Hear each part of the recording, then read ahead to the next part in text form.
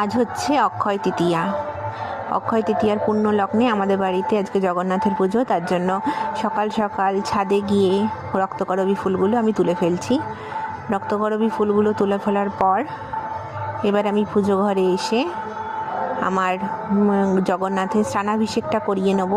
প্রথম স্নানাভিষেক সম্পন্ন হওয়ার পর আমি ঠাকুরকে ভোগের জন্য পায়েস, নানা রকম মিষ্টি, ফলাদি সমস্ত কিছু আগে রেডি করে নিলাম।